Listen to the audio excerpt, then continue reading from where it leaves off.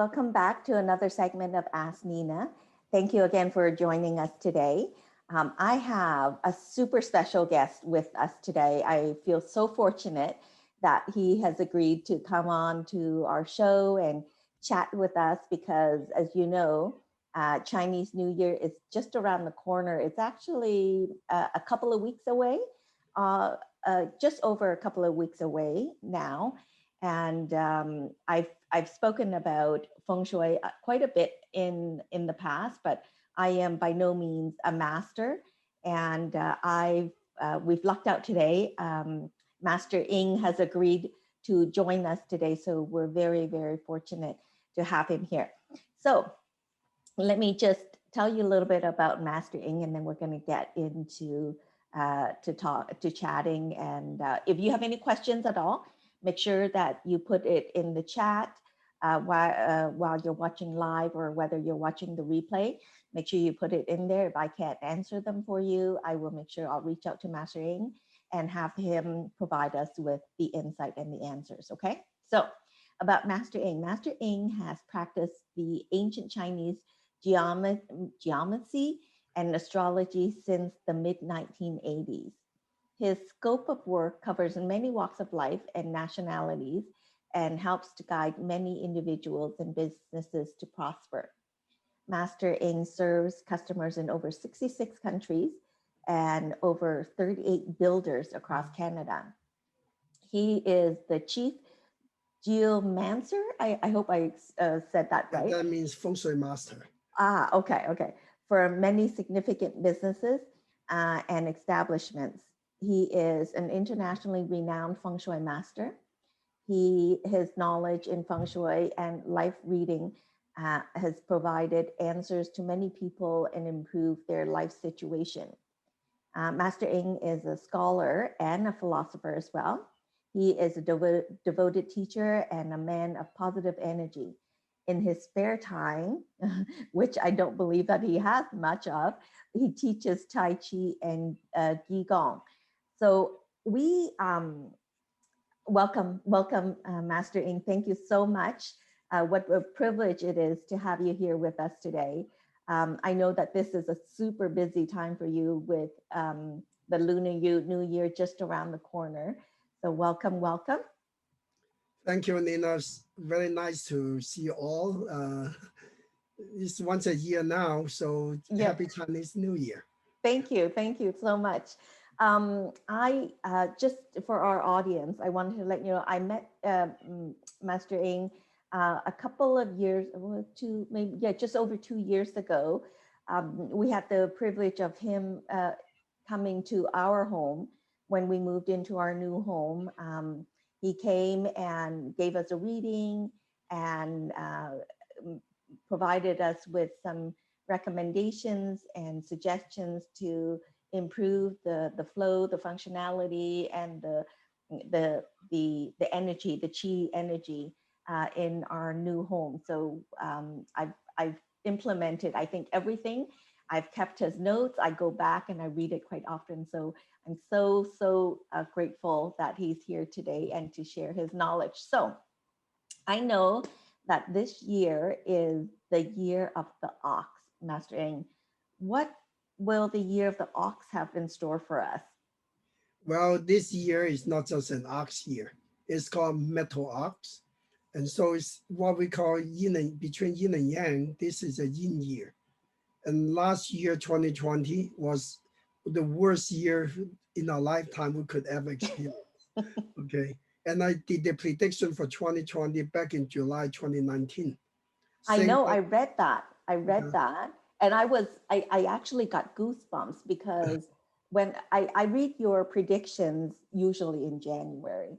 And when I read your prediction for 2020, I know that you wrote it in July of 2019, right? You wrote in 2019.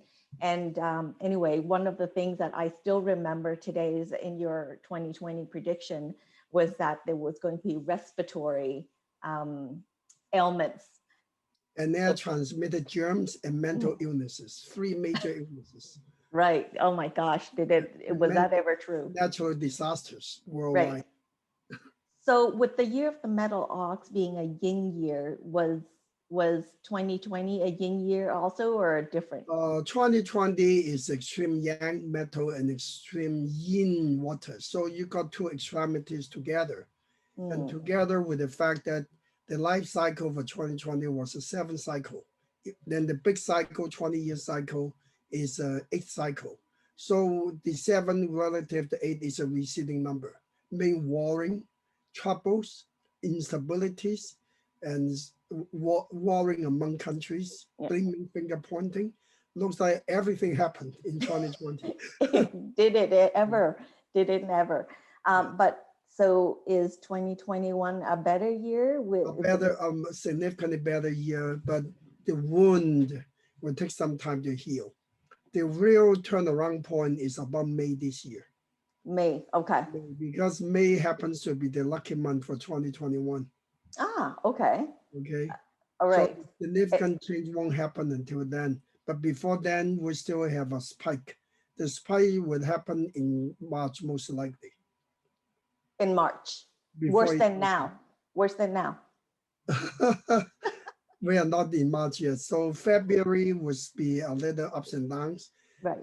I think the major problem of all these happenings is the too much politics.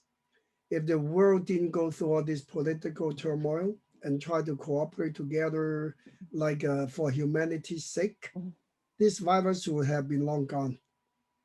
Right. Let's talk about the 2021 is different right. But because now you said that the turning point is in May. Like, are yes, we looking at early May, mid May, end of May? I would say after May 8th, after May 7th. Okay, so around the second week of May. Yeah. Yeah. Now, the Okay. reason why I am more bullish on 2021, after, God forbid, the worst being gone or gradually gone, Mm-hmm. because the governing number for 2021 is 6. And 6 is a mobility number, 6 is a positive number, 6 Okay. is more to do with money. Okay. So So what that are you means the saying whole, that are you saying that 2021 6 is a better number than 8? then 7. And then 7. Okay. Then 7. I Yeah, see. 8 is a controlling number.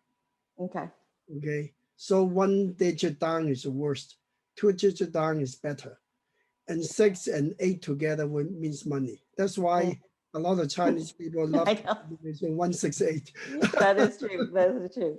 So what would you recommend that people do this year to sort of promote family well-being and health? Now, as I said, we should all have learned a lesson from 2020 that we had to learn to unite more, the family values. The problem is a lot of people may already have got the mental illnesses. Hopefully they learn to be more positive. Mhm. So for 2021, once this lockdown eases off, when the travel is allowed again, it's very important to be mobile again, to come out and meet people. It's very important that people cannot be isolated too long. They, Right. we are human, okay? We are group creatures. Group creatures should not be locked up for too long. So, but while we continue to be, um, I guess, observing social distancing over the next few months and probably well into the summer months, what would you say? Like, how can people apply feng shui principles to help with um, family health, family and mental health and physical health, actually? Now, several things to keep in mind for the good feng shui in the home. Number one, we should maximize the lighting. Don't Lighting. make the light is very important because if you constantly live in a place where dark with dim, Mhm. mentally you go crazy. Yeah, no, that is true. That's true. Probably should change all the lights to the energy savers or to the LEDs. Okay. That's a Okay. good point. Yeah, to allow more light throughout the daytime. Hmm. Okay, number one.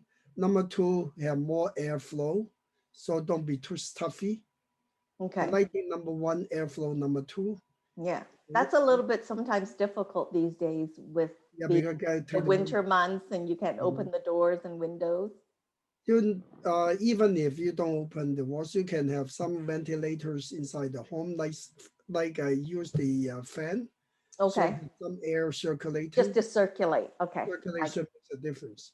And Gotcha. number Gotcha. three, also uh, look after those sickness centers this year.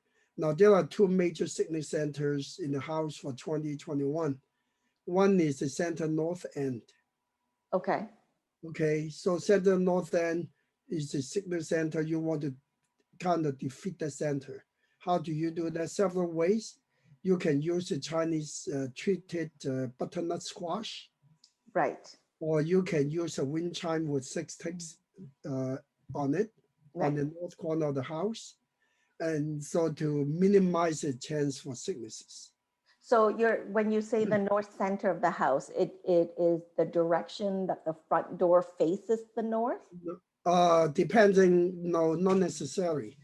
Every house may face different directions, so just Mhm. locate this north center end of the house. Okay, so the north end of the house. Exactly, exactly. Okay, Not all right. necessarily the entrance.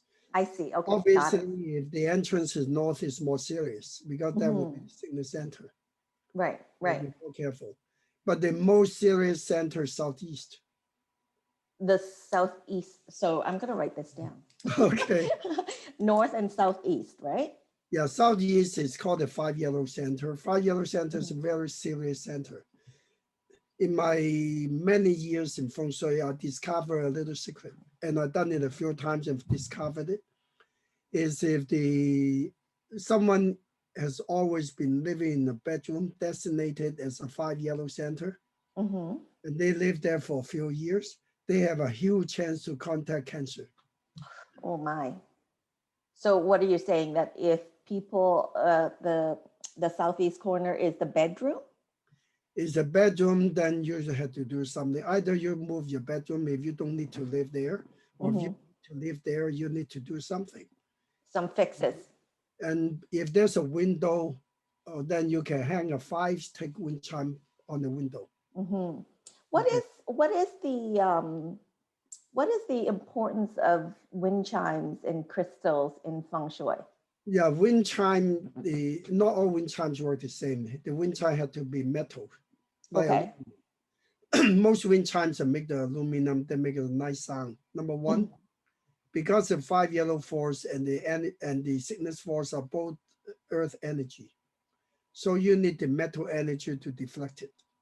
I see. Okay, so Okay. that's the main reason. Now, so wind chimes are for the diffusion of energy. Okay, whereas crystal is the other way. Crystal is a collection of energy. Okay.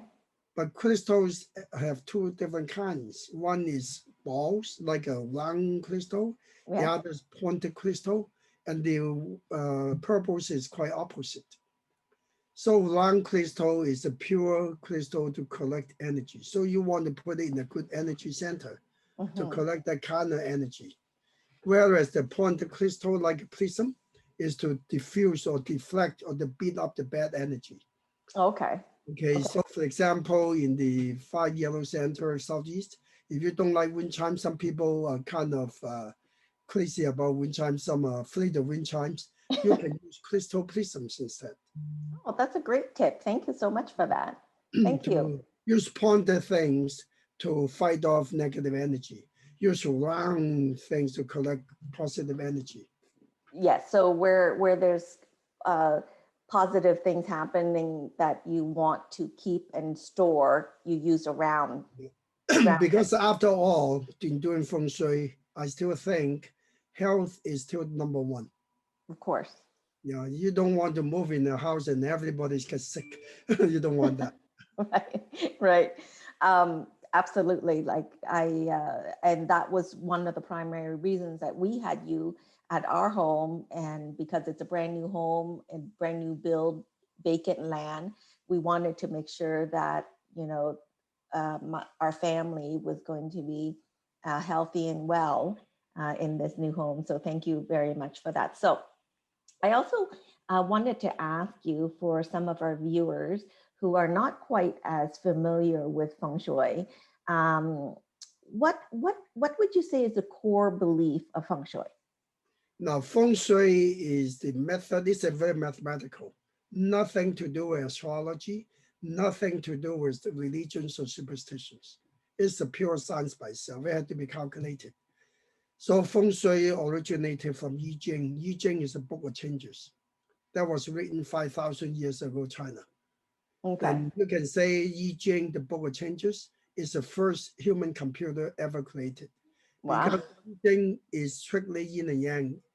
And so it's strictly 0 and 1. That's it. Nothing more than that. Just like a computer. It is a computer. Okay, so just keep that in mind. Okay, with that in mind, then it creates all kinds of math behind it. And then over years of calculation, many masters went by in history. And they initially is empirical system. That is from practice found, oh, this way works, or this way doesn't work. So they found out in conclusion why this works and why this doesn't work. And over years, over generations, they come up with a popular school. In fact, there are 5 major schools of Feng Shui over China's history. Okay, basically it is divided into 2 major shapes. One is the shape of things that affect energy. The other is the timings. So it's called time and material. Okay, that constitutes Feng Shui, and I belong to that school too. Now, so timing meaning everything on earth is not permanent. Everything goes in cycles. Nobody is going to be wealthy forever. Nobody's going to be poor forever. If they understand the rule, they know the timings, they can actually turn things around and minimize bad things. So that's the timing. And so in the case of house, in the case of business, timing also determines where the centers are. So today, the power center for money could be in point A, but sometime later could be in point B. So it's not permanent. Just Okay, like, so it can change. Exactly, it's a change.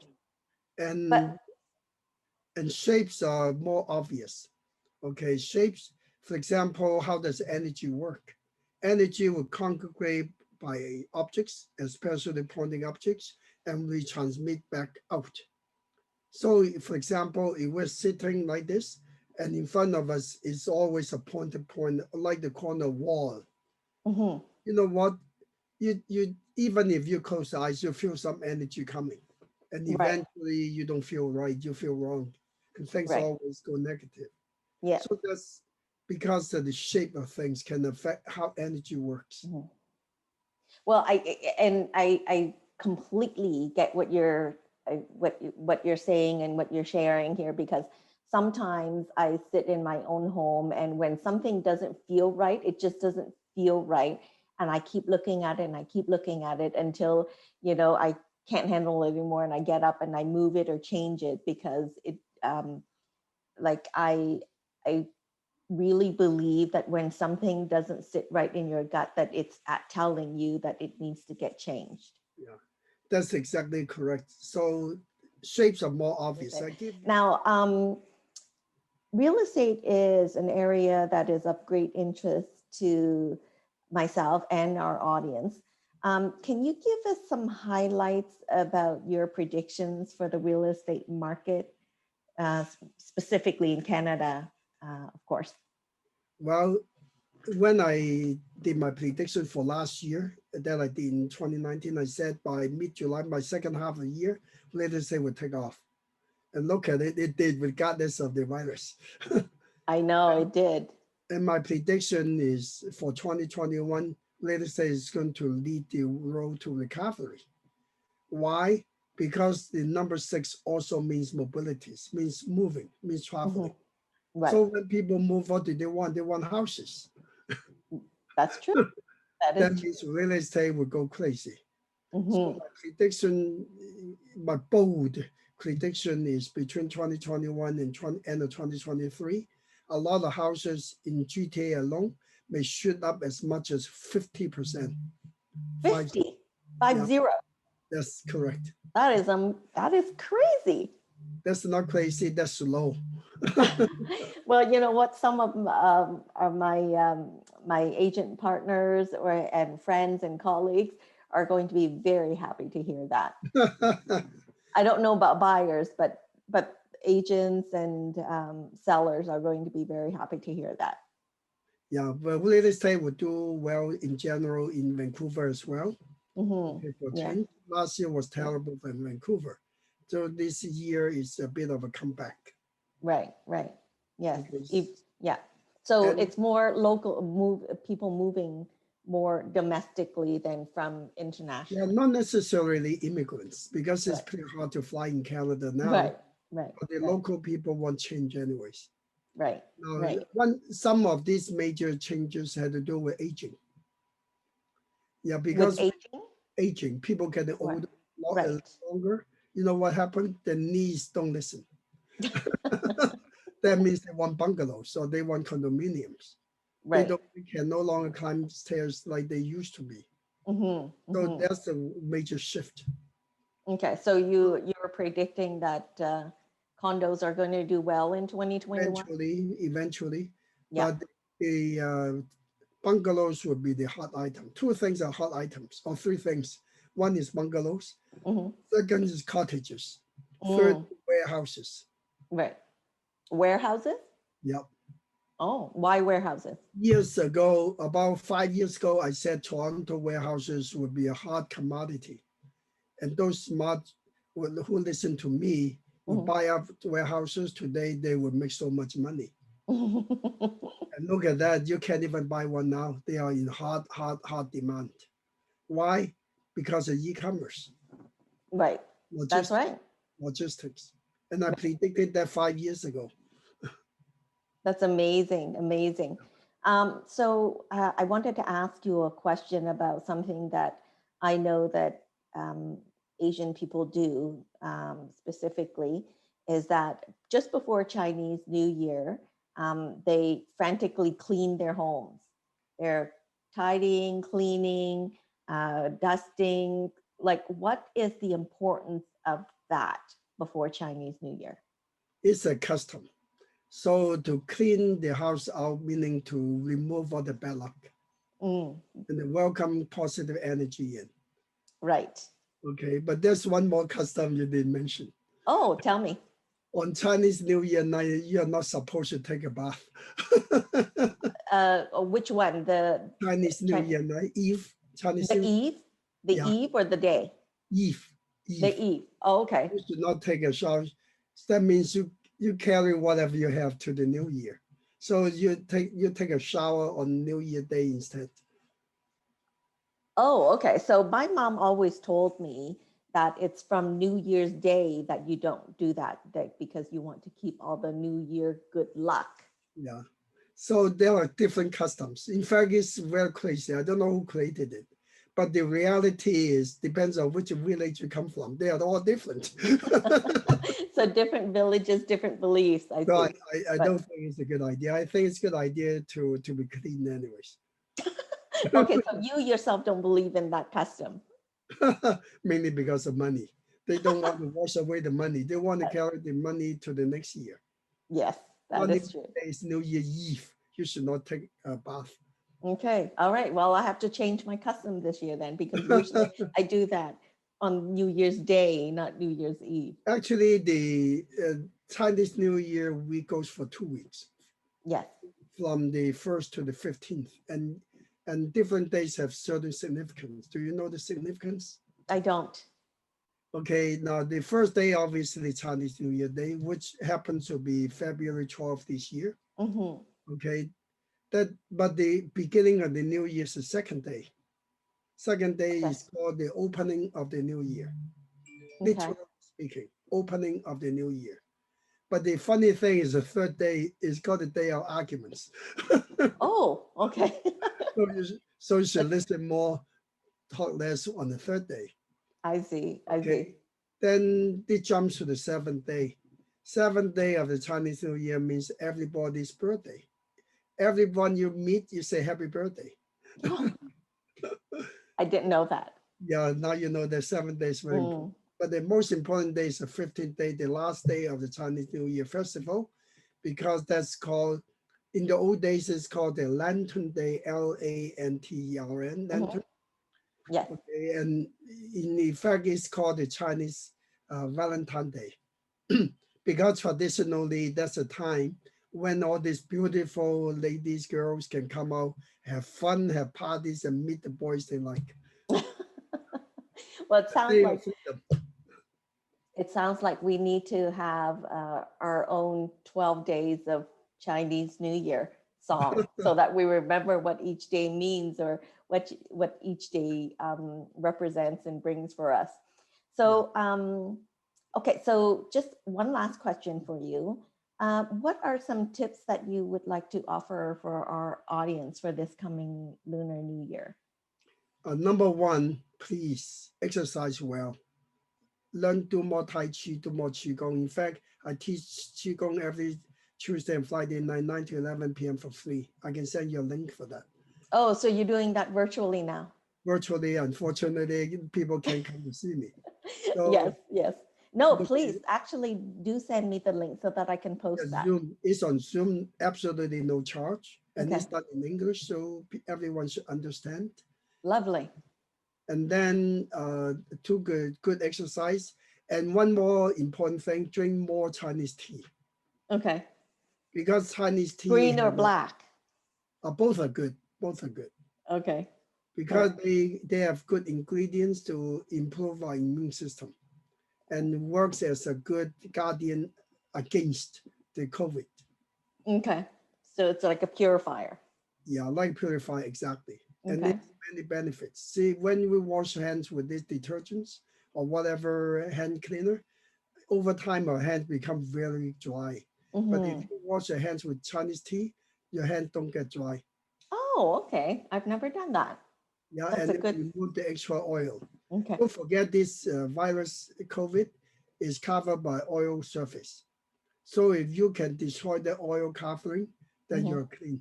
And tea does Okay. exactly that. All Chinese tea right. remove the oil. Great. So what's the third thing? Third thing is I created something called the 4 fruit peel drink. That is lemon peel, Okay. orange peel, mandarin peel, and tangerine peel. So you can have half a peel or a whole peel, and you can blend all the peels together, or you can just put hot water in it and drink the water through all day long. Oh, Or okay. better still, instead of water, you put hot tea in it. So you have Right. the best of both. Oh, very, it sounds And lovely. It sounds very that's the thing, refreshing. and I'm sure that is a very powerful ingredient Okay. to protect yourself against things like the COVID. Okay. All right. Yes, it sounds delicious actually. It sounds very Yeah, yeah. refreshing. The reason is because lemon is alkaline, so Hmm. it will minimize our acidic intake and improve our alkaline body, which is very important to fight against diseases. Orange, mandarin, and tangerine, especially tangerine, have ingredients to protect the lungs, such as vitamin D. Okay. Okay, so if you have mucus, or if you talk too much, or if you have a cold or flu, Hmm. these pills will work like magic to get Okay. rid of those. Excellent. Do you have to squeeze it first or you just put it in hot water? Just put it in hot water, it will melt, Okay. or you can blend it so you can eat it too. Okay. Excellent. Yes, I guess once it's cut, it So won't those be quite as two good. ingredients hopefully can save many lives Yeah. and make many of us healthier.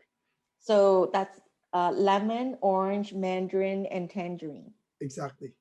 And are you drinking that yourself daily? Occasionally, I'm too busy to do it, but occasionally. You're running around too much, so much. Well, thank you so much for joining me today and sharing some of your knowledge with us, with our audience as well. And if anybody is interested in reading Master Ng's entire 2021 prediction, it's quite long. It covers a gamut of topics from health, wealth, love, politics, climate, et cetera, et cetera. please visit his website at Paul Ng, that's PAULNG.com. And he has his calendar there where he gives talks and things like that as well. You can look up for that as well. And I'm going to go ahead and include the website at the end of the video and in the comment section as well, in case anybody wants it. And Master Ng, please make sure you send me the link to your Tai Chi class so that I'll include that as well, because I'm sure. Qigong, not Tai Chi. Oh, Qigong. Okay. So because I'm sure that other some people would want to join that for sure. So thank you so much again. Thank you. And if I don't speak to you before or after that, happy Chinese New Year. Best of luck, best of health, best of wealth, and prosperity for you in the new year. Thank you so much. And thank you, Nina. Thank you all, and all the best to everybody, healthy and happy. Yes, thank you so much. Okay, see you. Bye-bye.